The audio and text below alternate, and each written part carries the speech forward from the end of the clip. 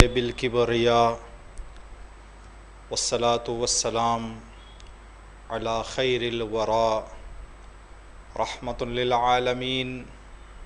حبیب قلوبنا وطبیب نفوسنا وعلى اہل بیتہ الطیبین الطاہرین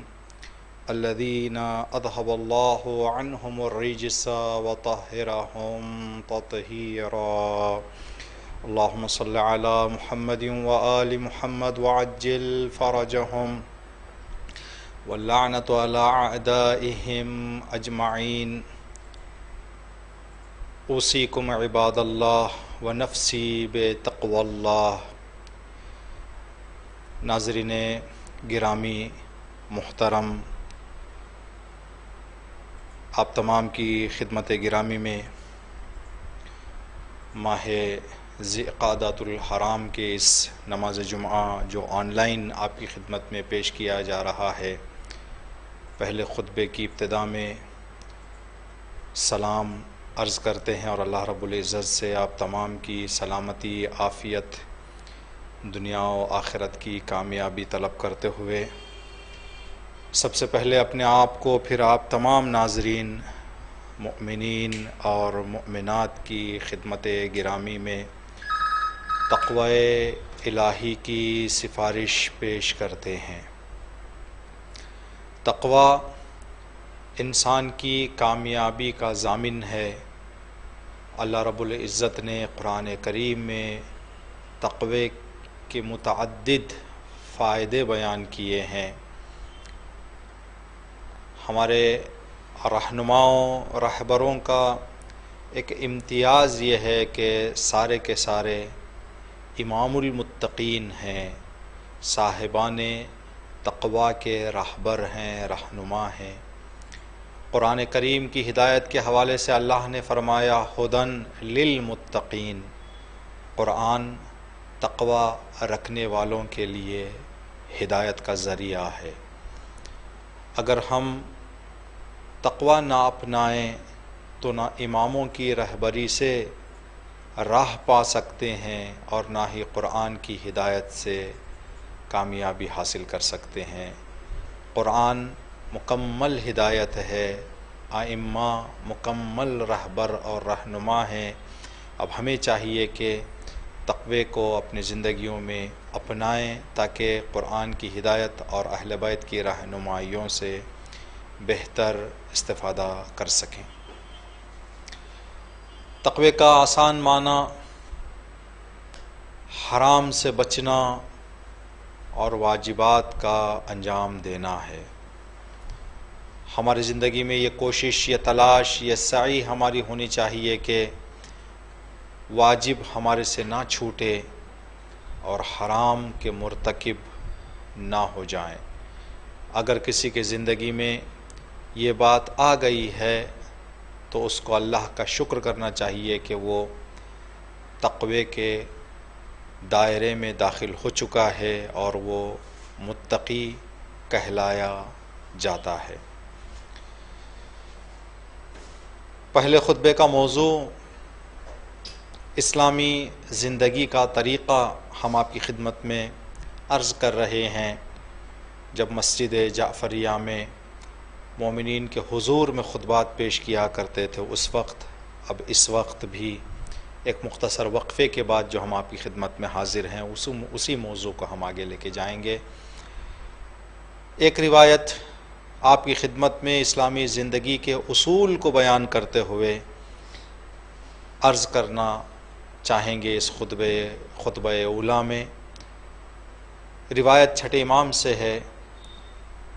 امام نے فرمایا کہ میں نے اپنے والد گرامی امام محمد باقر سے سنا علیہ الصلاۃ والسلام کہ آپ نے فرمایا کہ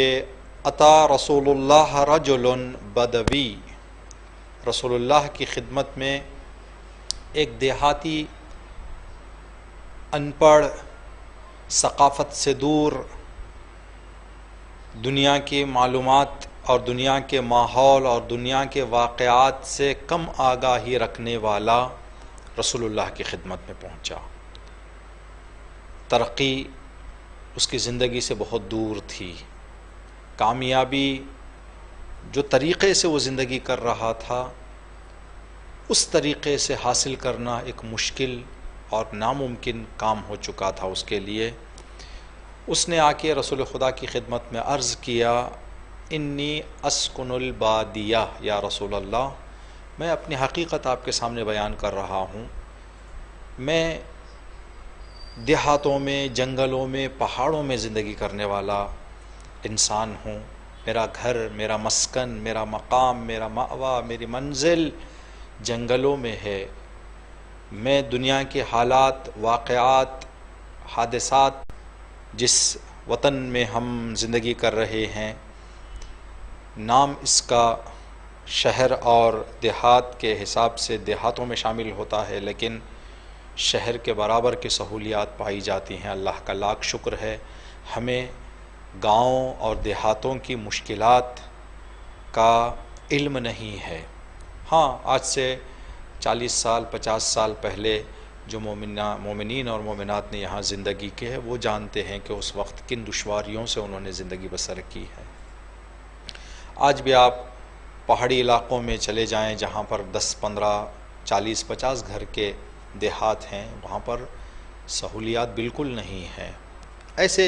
جگہ سے تعلق رکھنے والا یہ بندہ رسول اللہ کی خدمت میں پہنچ کر کہنے لگا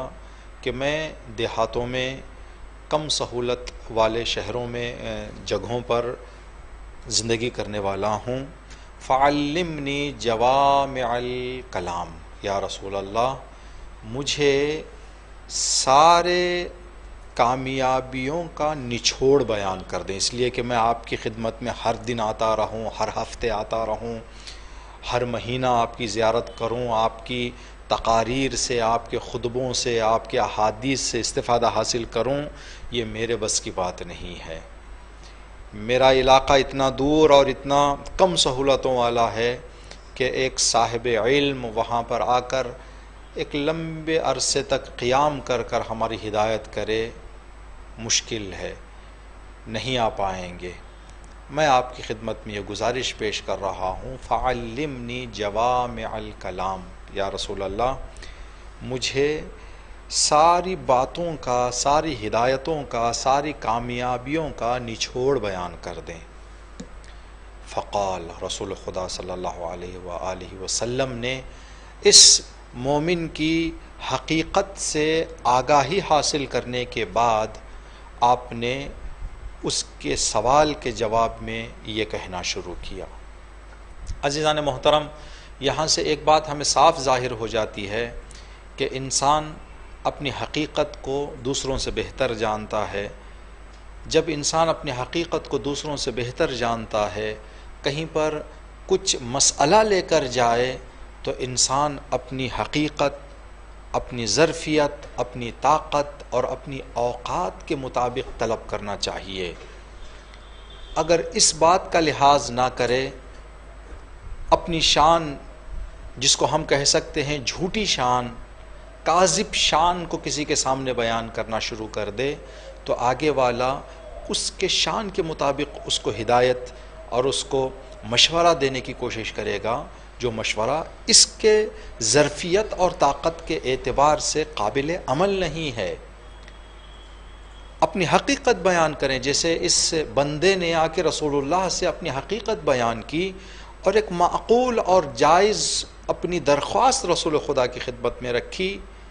تو رسول خدا نے اس کے سوال اور اس کی درخواست پر لبیک کہتے ہوئے فقال، رسول خدا نے فرمایا، آمرک ان لا تغضب، میں تمہیں یہ حکم دے رہا ہوں، میں تمہیں اس بات کی پابندی کرنے کی دعوت دے رہا ہوں کہ اپنی زندگی میں غصہ، ناراضگی، غضب نہ کرو۔ جب رسول خدا نے یہ جواب اس کو دیا، فَعَادَ الْأَعْرَابِي عَلَيْهِ الْمَسْأَلَةَ 3 مرات، تو اس دیہاتی نے رسول خدا سے فرمایا، یا رسول اللہ مجھے دوبارہ بتائیں، اس کے علاوہ کوئی چیز بتائیں۔ پیغمبر اسلام نے فرمایا، غضب نہ کرو، ناراض نہ ہو جاؤ جلدی سے، غصہ نہ کرو۔ تیسری مرتبہ اس نے سوال کیا، رسول خدا نے وہی جواب دیا، حتی رجع الرجل الى نفسه فقال لا اسأل عن شيء بعد هذا ما آمرنی رسول اللہ الا بالخیر۔ اس نے ایک لمحہ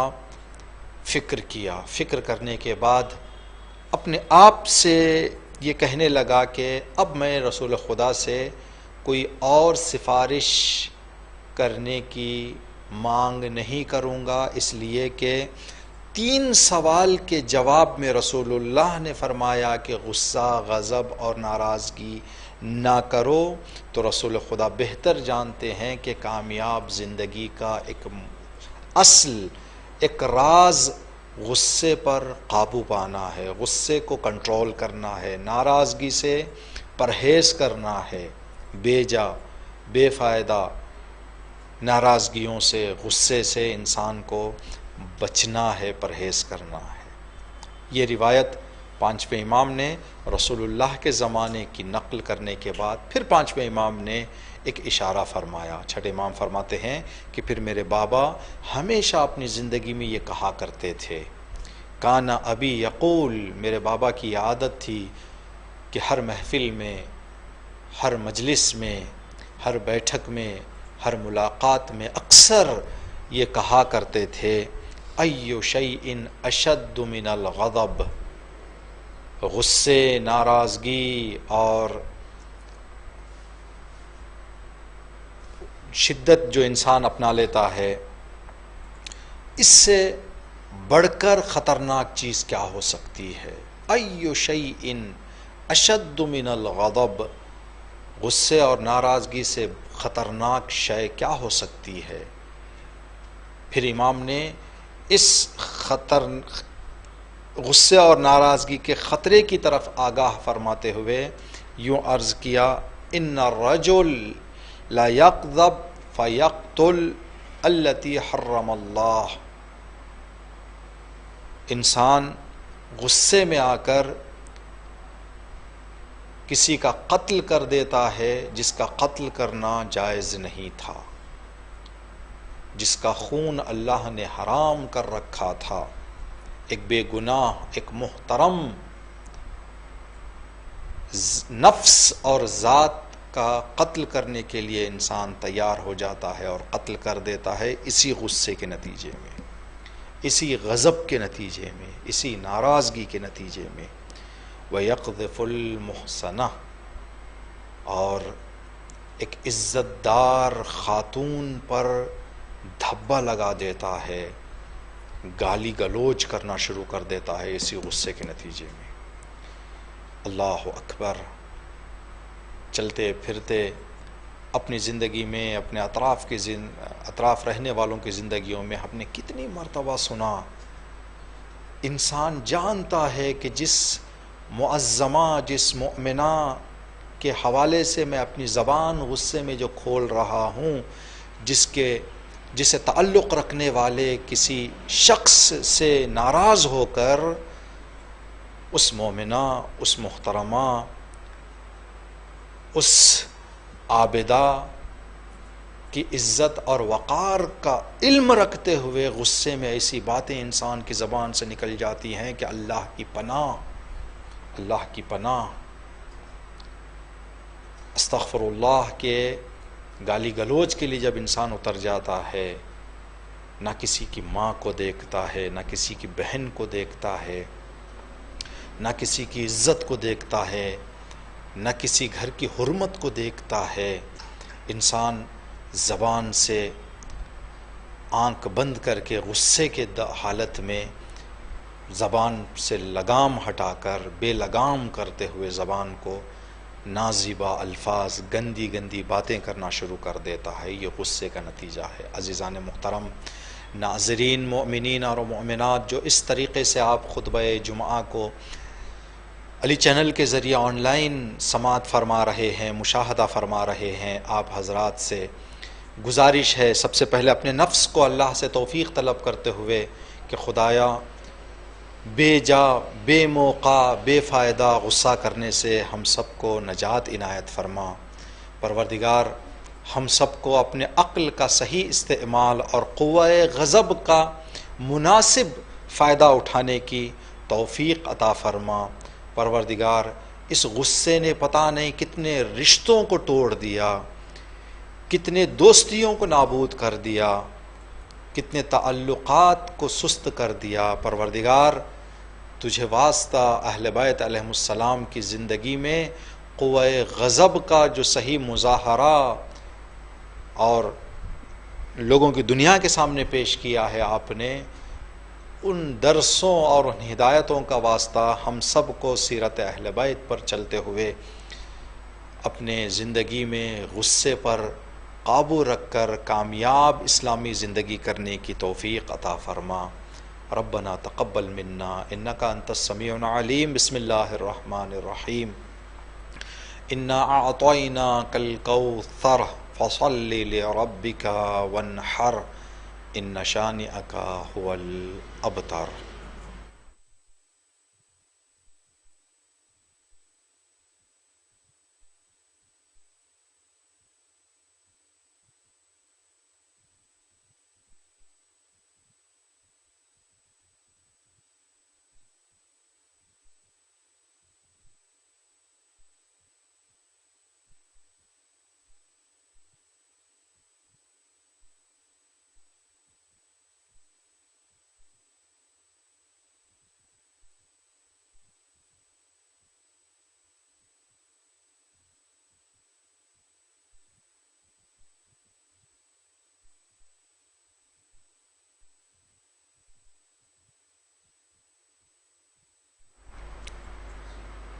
اعوذ باللہ من الشیطان الرجیم۔ بسم اللہ الرحمن الرحیم۔ الحمد للہ رب العالمین والصلاة والسلام علی خیر الانام ابی القاسم مصطفیٰ محمد۔ اللہم صلی علی محمد وآل محمد وعلی وصیہ وابن عمہ علی ابن ابی طالب امیر المؤمنین علیہ السلام۔ اللہم صلی علی محمد وآل محمد وعلى ابنته سیدۃ النساء العالمین فاطمۃ الزہراء علیہا السلام۔ اللہم صل علی محمد وآل محمد وعلى سبطی الرحمہ وامامی الہدی الحسن والحسین سیدی شباب اہل الجنہ۔ اللہم صل علی محمد وآل محمد وعلى ائمة المسلمین علی ابن الحسین ومحمد بن علی وجعفر بن محمد وموسى بن جعفر وعلی بن موسى ومحمد بن علی وعلی بن محمد والحسن بن علی والحجة القائم المنتظر المہدی۔ روحی وارواح العالمین لتراب مقدمہ الفدا۔ اللہم عجل لولیک الفرج۔ عباد اللہ، اوصیکم واوصی نفسی بتقوی اللہ۔ محترم ناظرین، مؤمنین اور مؤمنات، نماز جمعہ کے دوسرے خطبے کی شروعات میں سب سے پہلے اپنے آپ کو، پھر آپ تمام ناظرین کی خدمت میں تقوی الہی کی سفارش پیش کرتے ہیں۔ تقوی یعنی واجبات کو انجام دینا اور حرام کاموں سے پرہیز کرنا، دور رہنا تقوی ہے۔ دوسرے خطبے میں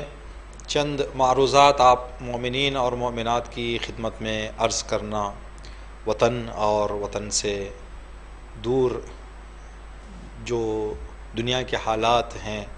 اس کے حوالے سے ضروری سمجھتے ہیں۔ سب سے پہلی بات،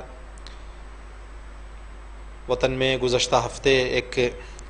میٹنگ منعقد ہوئی انجمن جعفریہ علی پور میں، جس میٹنگ میں آستانہ بیت السکینہ سلام اللہ علیہا کے حوالے سے ایک تبدیلی ایجاد کی گئی۔ تعمیری کمیٹی جو پہلے وطن کے کچھ معزز حضرات کی ذمہ داری میں تھا، اس کو ان کی ذمہ داری، ان کا شکریہ ادا کرتے ہوئے ان کو دعا اور توفیقات طلب کرتے ہوئے ان کے حق میں ایک نئی کمیٹی جو ادارہ آپ کی خدمت میں عرض کریں کہ جعفر طیار علیہ السلام کے نام سے ہے، انہوں نے یہ ذمہ داری قبول کی ہے جیسا کہ آپ سب جانتے ہیں کہ یہ جو بیت السکینہ ہے مرحوم سید تصدق حضرت کے فرزندان اور جو محترمہ رقیہ بانو بیگم صاحبہ کے فرزندان ہیں، انہوں نے انجمن جعفریہ کو اپنے محبت اہل بیت کا ثبوت دیتے ہوئے وقف کیا ہے۔ ہم ان تمام فرزندان کا مرحوم تصدق حضرت اور رقیہ بیگم صاحبہ کا شکریہ ادا کرتے ہیں، اور بی بی سکینہ سلام اللہ علیہا کی بارگاہ سے دعا طلب کرتے ہیں کہ پروردگار اس خدمت کو اور اس محبت کو اپنی بارگاہ میں قبول فرما، اور اس آستانے کو جلد از جلد مکمل ہونے کا ماحول اور ذریعہ مرحمہ عنایت فرما، اور اس آستانے سے ایسا استفادہ کرنے کی توفیق عطا فرما کہ بی بی سکینہ اور آپ کے بابا امام حسین علیہ السلام خوش ہوں، اور اس مرکز سے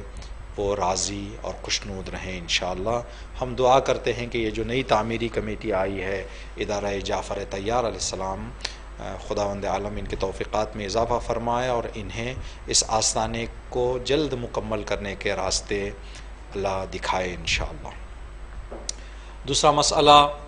واٹس ایپ گروپس کے ذریعے سے آپ نے یہ مسئلہ جان لیا ہے، دیکھا ہے آپ نے کہ کئی عرصے سے وطن میں ایک بات کی جا رہی تھی، جس کو گزشتہ چند دنوں سے تھوڑا شدت سے اس حوالے سے فکر کی گئی، بات کی گئی اور آگے بڑھایا گیا کام کو، جس کے نتیجے میں ایک تنظیم وطن میں وجود میں آئی ہے، gems and jewellery association of Alipur کے سونے اور جواہرات کا کام کرنے سے تعلق رکھنے والے جو مومنین ہیں، ان کو اس ادارے کا جو ہے وجود میں لایا گیا ہے۔ ان سب کی فکر اور ان سب کی تلاش سے ہم شکر گزار ہیں تمام مومنین اور مومنات کا، جنہوں نے اپنے وسعت قلبی کا مظاہرہ کرتے ہوئے کچھ مومنین کو ذمہ دار کی شکل میں انتخاب کیا ہے۔ جب ذمہ داری کی بات آتی ہے تو ذمہ داری لینے والے اور جو حضرات ان سے تعلق رکھنے والے ہیں، وہ صرف مبارکباد دینے اور مبارکباد لینے کی حد تک محدود نہ کر دیں، بلکہ کسی ادارے کی ذمہ داری لینا، کسی ادارے کی کرسی پر بیٹھنا اور کوئی عہدہ لینا ایک ذمہ داری ہے جس کو آخر میں خدا کی بارگاہ میں جا کر جواب دینا پڑے گا۔ اگر ہم سستی کریں، اگر ہم کاہلی کریں، اگر اس کی ترقی اور اس کو آگے لے جانے کا ہم جو ہے منصوبہ نہ بنائیں، فکر نہ کریں، تو ہو سکتا ہے کہ ہماری جگہ کوئی اور آ سکتا تھا جو اس کو بہتر آگے بڑھا سکتا تھا۔ تو اس کے موقع کو چھین کر جو ہم نے یہ موقع اپنا لیا ہے، صرف یہ مبارکباد اور ماشاءاللہ لینے کے لیے نہ ہو، بلکہ ایک ذمہ داری کا احساس ہو، اور اس ذمہ داری کے احساس سے جس مقصد کے لیے اس ادارے کی بنیاد ڈالی گئی ہے اس کو آگے لے جانے کی کوشش کی جائے انشاءاللہ۔ ایک اور مسئلہ جو جن ایام میں ہم لوگ زندگی کر رہے ہیں، آج 2 جولائی ہے، جولائی کی 2 تاریخ ہے، معمولاً اسکولس شروع ہوئے 20-25 دن گزر جانے چاہیے تھے، لیکن افسوس کے ساتھ یہ بتانا پڑ رہا ہے کہ ابھی تک حکومت کی طرف سے بچوں کی اسکولس کے حوالے سے کیا قطعی اور یقینی فیصلہ ہے سامنے نہیں آیا ہے، جس کے نتیجے میں بچوں کی تعلیم نے بہت نقصان دیکھا ہے۔ ماں باپ کا بچوں کا گھروں میں رہ کر جو ماں باپ بچوں کی جو ہے شرارتوں کو برداشت کر رہے ہیں، وہ اپنی جگہ پر شاید ہو سکتا ہے کہ ماں باپ ان شرارتوں سے وجود میں آنے والی تکلیفوں پر صبر کر لیں، لیکن بچوں کے ذہن اور بچوں کے علم اور بچوں کی تعلیم کا جو نقصان دیکھنے کو مل رہا ہے واقعاً غیر قابل جبران ہے، تلافی نہیں کر سکتے، اس کا ریپلیس نہیں ہے۔ اللہ سے دعا ہے کہ انشاءاللہ کہ ہمارے گھروں میں جو بچے ہیں، خود بچے، ماں باپ جو کم سن بچے ہیں، جو 5 سال 6 سال 8 سال 9 سال کے بچے ہیں، اب ان کے اندر اتنا شعور اور اتنی درک اور اتنی سمجھ نہیں ہے کہ وہ اپنے مستقبل پر غور کریں کہ ہمارا مستقبل برباد ہو رہا ہے۔ وہ خوش ہو رہے ہیں کہ ہمیں کھیلنے کا موقع مل رہا ہے، نہ اسکول ہے، نہ ہوم ورک ہے، نہ ٹیچرز ہیں، نہ ماں باپ کا اسکول کو جو ہے تیار کرنے کا مسئلہ ہے۔ یہ سب چیزوں سے جب بچوں کو چھٹی مل گئی ہے، راحت مل گئی ہے، تو بچے اپنی اسی زندگی میں محو ہیں، اسی زندگی میں وہ سے خوش ہیں۔ لیکن جو بچے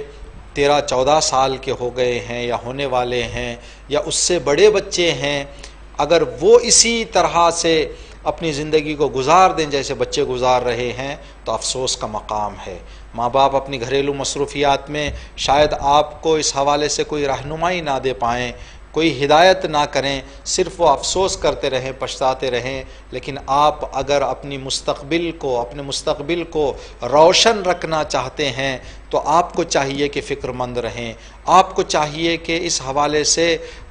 جو ہے آپ منصوبہ بنائیں، ایک پروگرام سیٹ کریں کہ میں اپنے آئندہ زندگی کے لیے کیا کروں۔ میں آئندہ SLC کے ایگزام آنے والے ہیں، جو بورڈ ایگزام ہیں SLC کے آنے والے مہینے کی 19 اور 22 تاریخ کو شاید حکومت نے اعلان کیا ہے کہ حکومت بچوں کا جو 10ویں جماعت کے بچے ہیں، SSLC کے جو بچے ہیں، ان کا ایگزام لینے والی ہیں۔ تو ہمیں ماں باپ سے اور بچوں سے گزارش کرنا چاہتے ہیں کہ برائے مہربانی بچے اگر محنت کر رہے ہیں تو ان کو محنت کرنے کا ماحول فراہم کریں، ان کے لیے گھر میں ایک جگہ طے کریں تاکہ بچے بیٹھ کر اپنی تعلیم اور اپنی تیاری کر سکیں۔ اگر بچے اس حوالے سے تیاری نہیں کر رہے ہیں تو اپنے بچوں کو ہدایت دیں، اپنے بچوں کو رہنمائی دیں، اور جو 10ویں جماعت کے بچے ہیں وہ چھوٹے بچے نہیں ہیں جو 7-8 سال کے بچوں کی طرح اپنی زندگی گزار دیں، بلکہ یہ آپ کی زندگی کا سنہرا اور مہم موقع ہے۔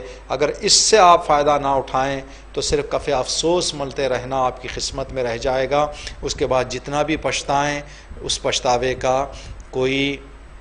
فائدہ نہیں ہوگا۔ جو کہا جاتا ہے کہ جب جو ہے بات ختم ہو گئی ہے تو بات ختم ہونے کے بعد افسوس کرنا صرف اپنی جو ہے کوتاہی اور سستی پر افسوس ہو سکتا ہے۔ اس موقع کو ہم ہاتھ سے واپس نہیں لے سکتے، گیا وقت پھر ہاتھ آتا نہیں۔ یہ جو وقت ہے آپ کا علم حاصل کرنے اور تعلیم حاصل کرنے کا، جو آپ کا دور ہے، آپ کا وقت ہے، اگر جیسے ہماری عمر ہے، اس عمر میں آ کر آپ چاہیں کہ تعلیم حاصل کریں 10ویں جماعت 11ویں جماعت کی، جو انسان کے زندگی کو بدلنے والی تعلیمی دور ہوتا ہے، یہ موقع چلا گیا۔ صرف دیکھ کر افسوس کرنے کے علاوہ کوئی چیز باقی نہیں رہ جاتی۔ ہم نے ایک پیغام آپ کو علی چینل کے ذریعے سے اپنی کلاسز کے دوران پیش کیا تھا کہ کچھ ہمارے یہاں کی ایسے اجتماعی بلڈنگس ہیں، مراکز ہیں، جو صرف وطن سے جن کا تعلق نہیں ہے بلکہ باہر سے تشریف لانے والے لوگ جو کسی بھی ارادے سے، کسی بھی مقصد سے آتے ہیں تو ان جگہوں کا وہ ضرور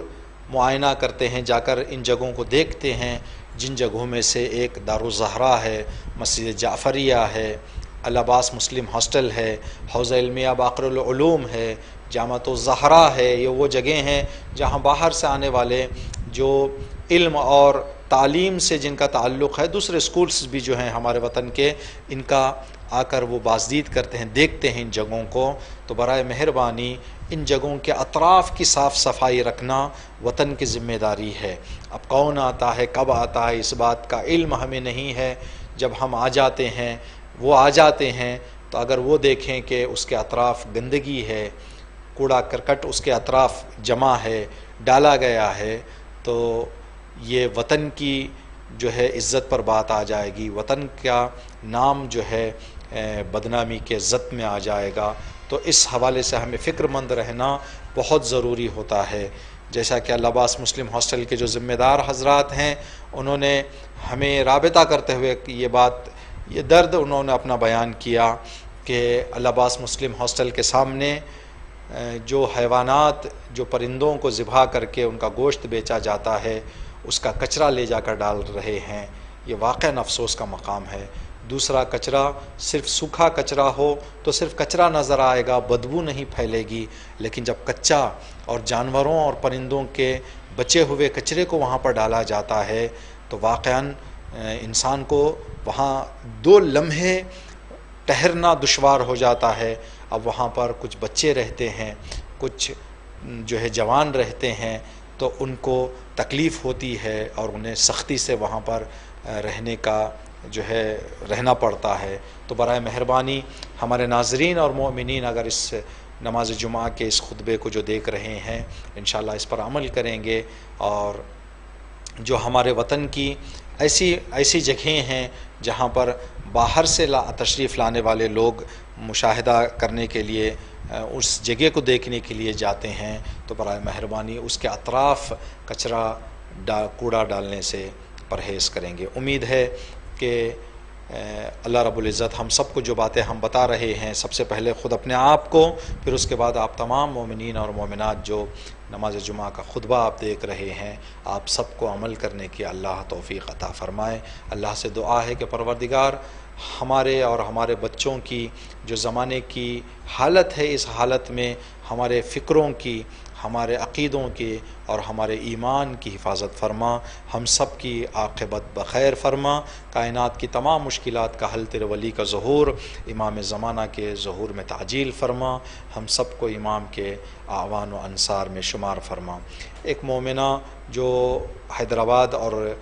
اس علاقے کی رہنے والے ہیں، نام ابھی ذہن سے نکل گیا ہے، انہوں نے ہمیں کل پیغام دیا ہے کہ آج شاید ان کا کچھ آپریشن ہے۔ انہوں نے دعا کے لیے درخواست کی ہے وطن عزیز کے تمام مومنین اور مومنات سے۔ نگرم سے تعلق رکھنے والے ہیں، ان کا جو پھیپھڑوں کا آپریشن ہے، شوہر کے پھیپھڑے جو ہے وہ ناکام ہو گئے ہیں، وہ کام سے ہٹ گئے ہیں، تو ان کی اہلیہ جو ہے اپنے شوہر کو اپنا گردہ جو ہے تحفے میں دے رہی ہیں، جن کا دونوں کا آپریشن ہے، تقریباً 12-13 گھنٹے کا آپریشن چلے گا۔ تو انہوں نے یہ التماس کی ہے آپ مومنین سے، وطن کے دیکھیں وطن کے مومنین اور مومنات کے کہاں کہاں تک لوگ احترام اور عزت کرتے ہیں، وہاں سے انہوں نے کل رات رابطہ کر کے کہا ہے کہ آپ مومنین علی پور سے کہیں کہ ہمارے حق میں دعا کریں تاکہ یہ آپریشن کامیابی سے کامیاب ہو جائے اور آگے بڑھے۔ آپ تمام ناظرین مومنین اور مومنات سے گزارش ہے کہ اس مومن اور مومنہ کا جو آپریشن ہونے والا ہے، ان کے کامیاب آپریشن کے لیے اپنی نمازوں میں اور اپنے دعاؤں میں ان کو یاد فرمائیں۔ اللہ سے دعا کرتے ہیں کہ پروردگار جہاں کہیں بھی دنیا میں بیمار ہیں مومنین اور مومنات، مخصوصاً یہ جو 2 بیمار ہیں جن کا